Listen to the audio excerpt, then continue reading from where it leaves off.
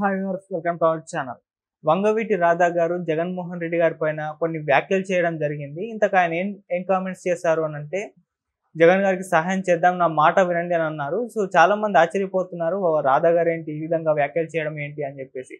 So ఆయన ఏ contest లో చేశారు అన్నది ఒక్కసారి ఆలోచిద్దాం. సో ఇది విషయాన్ని తెలియజేయడానికి సీనియర్ జర్నలిస్ట్ జయదేవ్ గారు ఉన్నారు, వారితో డిస్కస్ చేద్దాం.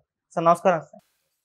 సార్ వంగవీటి రాధా గారి కామెంట్స్ చూస్తే చాలా వ్యంగ్యంగా చేసినట్టు తెలుస్తుంది. మరి అంటే జగన్మోహన్ రెడ్డి గారికి సహాయం చేద్దాం, నా మాట వినండి అని అన్నారు. మరి ఇప్పుడు చాలా మంది ఆశ్చర్యపోతున్నారు, అసలు ఏ కాంటెస్ట్ లో ఆయన వ్యాఖ్యలు చేయడం జరిగింది సార్? నేను కూడా అది షార్ట్స్ లో చూశాను. పైన తమ్మునైలో ఏముందంటే, జగన్మోహన్ రెడ్డికి సపోర్ట్ గా మాట్లాడిన రాధా అని పెట్టారు. ఇదేంటిది, జగన్మోహన్ రెడ్డి గారికి రాధా సపోర్టా? ఆశ్చర్యంగా ఉన్న వెంటనే చూస్తే మీరన్నట్టే మనందరం కలిసి జగన్మోహన్ రెడ్డి గారికి సాయం చేద్దాం, ఆయన చాలా అలసిపోయి ఉన్నారు. ఎందుకంటే బటన్ నొక్కి నొక్కి చాలా చేతులు వేలు నొప్పెట్టుంటాయి కాబట్టి అలసిపోయారు. మనందరం 13వ తేదీన బటన్ నొక్కి ఆయన ఇంటికి పంపించేద్దాం అని చెప్పారు. అందరూ ఒక్కసారిగా నవ్వుకున్నారు. అంతకుముందు కూడా ఇంకో వేరే ప్రాంతంలో నియోజకవర్గం సభకు వెళ్ళినప్పుడు కూడా ఇలాగే నొక్కి నొక్కి ఎంత నొక్కాడు అని మళ్ళీ షార్ట్స్లో థంబ్నెయిల్ ఉంది. నేను మళ్ళీ ఈయన జనరల్గా రేరుగా కనిపిస్తాడు కదా ఈ స్టేట్మెంట్, ఇప్పుడు బాగా అగ్రెసివ్గా తిరుగుతున్నాడు. కానీ అంటే ప్రజల్లో ఉండే నాయకుడు ఆయన. ఎందుకంటే ఆయన ప్రజల్లో ఉండే నాయకుడు ఎందుకు అంటున్నాడంటే, ఆయన వంగవీటి రంగా గారి పేరు ఎట్టి పరిస్థితుల్లో మకిలి పట్టకూడదు, ఆయనకి చెడ్డ పేరు రాకూడదు అని ఒళ్ళు దగ్గర పెట్టుకుని ఉండే వ్యక్తి ఆయన. ఫాదర్ తాలూకు ఇమేజ్ ఈ రోజు కూడా మీరు కృష్ణా జిల్లాలో కానీ గోదావరి జిల్లా కూడా ఉంటే వంగవీటి రంగా గారి విగ్రహాలు చాలా చూస్తాం మనం. ఈవెన్ పవన్ కళ్యాణ్ గారి స్పీచ్లో కూడా మీరు చూస్తే అసలు ఆయన ఆ కృష్ణానది పరివాహక ప్రాంతంలో నడుస్తూ వెళ్తుంటే వెనక వేల మంది జనం ఫాలోవర్స్ అంట. మనిషి పెట్టలాగా ఎంతే ఉండేవారంట ఆయన. పెట్టలాగా అంటే తప్పుగా అనుకోవద్దు, అంటే ఒక సాధారణ బక్కపలచిన పర్సనాలిటీ, కానీ గొంతెత్తితే చెయ్యి ఎత్తితే వేల మంది ఆయన వెనక నిలబడే ఏది ఒక్క సామాన్యుడు కూడా రిక్షా కూడా వచ్చి అన్న పద ఏంటి ప్రాబ్లం, సినిమాలో చూస్తాం అది, కానీ రియల్ లైఫ్లో ఉండేదంట. అంటే మా ఫాదరు ఆ టైం జనరేషన్ వాళ్ళు చెప్పేవారు. అసలు అద్భుతం అంట, దేనికి ఏమి ఆశించకుండా. అంటే జనతా గ్యారేజ్ సినిమా చూశారు కదా, అట్లా ఉండేదంట. ఒక జనతా గ్యారేజ్ సినిమా నిజంగా వంగవీటి మోహన్ రంగా గారికి ఆపాదించవచ్చు. అంటే మేబీ ఆయన బేస్ తీసుకుని కథ రాసుకున్నారేమో డైరెక్షన్, తెలియదు. అట్లా అలాంటి వ్యక్తి గడుపు పుట్టాడు కాబట్టి ఆ బాధ్యతగా ఉండే ఫీల్ ఎప్పుడు జాగ్రత్తగా మాట్లాడతారు, అది ఉంది. అయితే మొన్న కూడా చెప్పాను కదా, నొక్కి నొక్కి నొక్కాడేదేదో అని. ఏంటో మరి చూస్తే ఆయన ఎంతసేపు నొక్కుతున్నాడు, ఖాతాల్లోకి వెళ్తున్నాయి, ఇంతకీ అతను ఎంత నొక్కాడో ఎప్పుడేం చెప్పాడా అని అడిగాడు ఆయన. ఇక్కడ కూడా మళ్ళీ వ్యంగ్యం, సాయం చేద్దామని ఇవాళ ఒక వ్యంగ్యము. మొన్న కూడా ఆయన ఇంతకీ ఎంత నొక్కాడు చెప్పలేదు, నొక్కాడు అంటున్నారు కానీ ఎంత నొక్కాడో చెప్పట్లేదు. ఎందుకంటే చాలా వరకు చాలా సంక్షేమ పథకాలు అన్నీ కొట్టారంటున్నారు, అవన్నీ ఎక్కడికి వెళ్ళాయి, ఇవ్వడం వాస్తవం, ఇవ్వట్లేదు అనట్లేదు. సుమారుగా 2,40,00,000 కుటుంబాలకు రీచ్ అయ్యాయని అంటున్నారు. ఒక్కొక్కింటికి 1,000 రూపాయలు వేసుకున్నా ఎన్ని ఉన్నట్టు 2,40,00,000 అయినట్టేగా.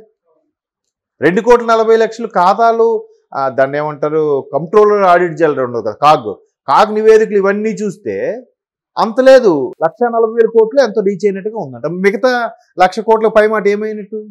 మళ్ళీ ఓన్లీ అమ్మఒడి అలాంటివి తీసుకుంటే ఒక 90,000 లెక్క కనిపిస్తుందంట. మిగతాది ఏమైనట్టు? ఇట్లాగా ఇవన్నీ మీద వ్యంగ్యంగా ఆయన ఎంత నొక్కాడని చెప్పడం. తర్వాత ఈయన మీద ఉండే ఇంకో పెద్ద ఇదేంటే, ఒక 3 నెలల కిందట ఎప్పుడో కొడాలి నాని గారు, వంశీ గారు, తర్వాత ఈయన ముగ్గురు మంచి మిత్రులు, పైగా కంబైన్డ్గా బిజినెస్లు కూడా చేస్తుంటారు. వీళ్ళిద్దరికి మొదటి పార్టీలకు అతీతంగా, స్నేహం వేరు రాజకీయం వేరు కదా, సినిమాలు వేరు బిజినెస్ వేరు, బిజినెస్ వేరు రాజకీయం వేరు, సినిమాలు వేరు రాజకీయం వేరు, ఎవరి ఇష్టం వాళ్ళది. అయితే ఎప్పుడైతే కొడాలి నాని గారు వెళ్ళారో వంశీ గారిని కూడా మెల్లగా లాగడం, వంశీ గారు కూడా వైసీపీకి ఫేవర్గా మారిపోవడం అయింది. వీళ్ళిద్దరూ కలిసి రాధా గారిని కూడా తీసుకొద్దామని ప్రయత్నిస్తే రాధా గారు ఒకటే చెప్పారంట, నేను గౌరవంగా బతకాలనుకుంటున్నాను, గౌరవం కాపాడుకోవాలంటే టీడీపీలోనే ఉంటాను, మీకు కూడా గౌరవం దక్కాలని టీడీపీలోకి వచ్చానని తిరిగి రివర్స్లో ఆయన అన్నాడంట. అంటే ఇవి ఆ నోట ఈ నోట రీచ్ అయిన మాటలు, ఇవి వాళ్ళ అనుచరులు మాట్లాడుకున్న మాటలు రీచ్ అయినవి. అంటే ఆయనకు అప్పుడే క్లారిటీ ఉంది. మరి వీళ్ళిద్దరు కూడా టీడీపీ నుంచి వెళ్ళిన వాళ్ళేగా, కొడాల నాని గారు కానీ వంశీ గారు కానీ. మరి అందరూ అప్పుడు ఉన్నప్పుడు వీళ్ళిద్దరికీ ఎందుకు అన్యాయం జరిగినట్టుగా ఫీల్ అయ్యారు? వీళ్ళిద్దరికీ ఏదో పెద్ద ఇది జరిగిపోతుంటే ఎందుకు ఫీల్ అయ్యారు కదా? సో అట్లాగా రాధా గారు ప్రతి నియోజకవర్గంలోకి వెళ్ళి ఇంకోటి పెద్ద మంచి మాట ఏం చెప్తున్నారంటే, కూటమిని మనం గెలిపించుకోవాలి, కూటమిని గెలిపించుకోవాలి అండ్ మోర్ ఓవర్ కూటమి బలపడాలి, బీజేపీ లాంటి కేంద్ర పార్టీతో సయోధ్య ఉండాలి, ఉంటేనే రేపొద్దున రాష్ట్రం బాగుపడుతుంది. కాబట్టే పవన్ కళ్యాణ్ గారు జన సైనికులతో నచ్చజెప్పి అత్యంత తక్కువ సీట్లు తీసుకున్న కారణం కూడా అదే.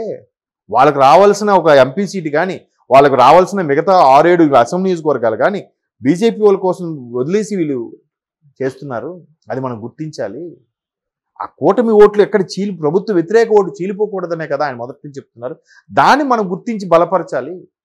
ఇక్కడ కేవలం జన సైనికులు ఉన్నారు, టీడీపీ వాళ్ళకి ఇబ్బంది పెట్టడం, టీడీపీ వాళ్ళు ఉన్నారు, జన సైనికులు కాదు, అందరం కలిసి పనిచేద్దాం, మొత్తం మీద కూటమిని గెలిపించుకుందాం. ఈయన ఇక్కడ నొక్కి నొక్కి చాలా ఇబ్బంది అవస్థలు పడుతున్నాడు. ఇంకా ఆయనకి 13వ తేదీన మనందరం ఆయనకి ఓటు వేయకుండా కూటమికి నొక్కి ఆయన ఇంటికి పంపిద్దాం, ఆయనకి రెస్ట్ ఇద్దాం, ఇప్పటికే చాలా అలసిపోయాడు ఆయన 5 ఏళ్ళు పనిచేసి అన్నట్టుగా వ్యంగ్యంగా మాట. అంతే కదా, ఒక వేరు బలమున్న నాయకుడు, ప్రజల్లోంచి పుట్టుకొచ్చిన నాయకుడు మాట్లాడితే ఏం మాట అయినా అది తోటల్లాగే పేలుతుంది. మరి ఎంతమంది మాట్లాడారు కదా, మరి ఈయనలాగా ఎవరు మాట్లాడగలిగారా? మరి అదే కదా జనం నుంచి రావడం అంటే. ఆ ఇమేజ్ ఉంది ఆయనకి. తండ్రి గారి పేరుని నిలబెట్టకపోయినా పర్వాలేదు కానీ పడగొట్టకూడదు. అంటే ఆ స్థాయికి మించి పేరు రావడం అంటే కష్టం. ఎందుకంటే మీడియా లేని రోజుల్లో, పేపర్ ఎంత విస్తృతంగా మీడియా లేని రోజుల్లో, సోషల్ మీడియా లేని రోజుల్లో కూడా వంగవీటి మోహన్ రంగా అనుకుంటాను పూర్తి పేరు, వంగవీటి రంగా గారు చనిపోయారు అని అంటే రాష్ట్ర వ్యాప్తంగా సెన్సేషన్. నేను చిన్న పిల్లాడిని, నాకు చిన్న గుర్తుంది. అప్పట్లో ప్రతి ఊరికి కూడా కర్ఫ్యూ లాగా పెట్టారంటే చూసుకోండి. ఆ వ్యక్తి యొక్క ఇమేజ్, ఆ ప్రభంజనం, ఆయనకు ఉండే ఫాలోవర్స్ ఏ స్థాయిలో ఉంటారో జస్ట్ ఊహించుకోండి కదా. మరి అలాంటి వ్యక్తికి పుట్టిన వ్యక్తిగా ఈయన ఎంత బాధ్యతగా ఉండాలి? అందుకే బాధ్యతగా చక్కగా ఏది అలాగని కొంతమంది మంత్రులు మాట్లాడుతున్నట్టుగా ఆడ సన్నాసి, ఆడ దుర్మార్గుడు, ఆడొక 420 ఇవి మాట్లాడలేదుగా. వ్యంగ్యంగా తెలుగులో ప్రాసలు వాడుతూ చక్కగా జనాలను ఆకట్టుకుంటూ స్పీచ్ ఇస్తున్నారు. కూటమి పని చేయాలి, కూటమి కలిసికట్టుగా చేస్తేనే అవుతుంది, సాధిస్తామని నొక్కి ఒక్క నుంచి 1-3 సార్లు చెప్తున్నారు. అది కదా ఇది. ఇప్పుడు ఆ సామాజిక వర్గానికి, కాపు సామాజిక వర్గానికి సంబంధించిన వ్యక్తిగా పవన్ కళ్యాణ్ గారు ఎందుకు తాపత్రయపడుతున్నారు? మిగతా ఎంతమంది ఉన్నా ఈయన వైపు ఎందుకు రావాలి? ఈయన ఏం చేశాడు? ఎందుకంత తాపత్రయపడి పెద్దలతో పాటు తిట్లు తింటూ కూడా ఎందుకు కాంప్రమైజ్ అయ్యి సీట్లు తగ్గించుకొని కూటమిలో భాగస్వామ్యం ఎందుకు చేశాడు? భవిష్యత్తు కోసమే కదా. అంతంత కోట్లు తీసుకొచ్చే సినిమా బిజినెస్ వదులుకొని ఎందుకు వచ్చాడు ఇంత బాధపడి? ఏసీ రూమ్లో కార్వాన్లో కూర్చొని చేయగలిగినా అంతే కదా. ప్రతి ఒక సినిమా అయిందంటే మధ్యలో 4 రోజుల గ్యాప్, చక్కగా విహారయాత్రలు, ట్రిప్పులు వేసుకొని రావచ్చు కదా.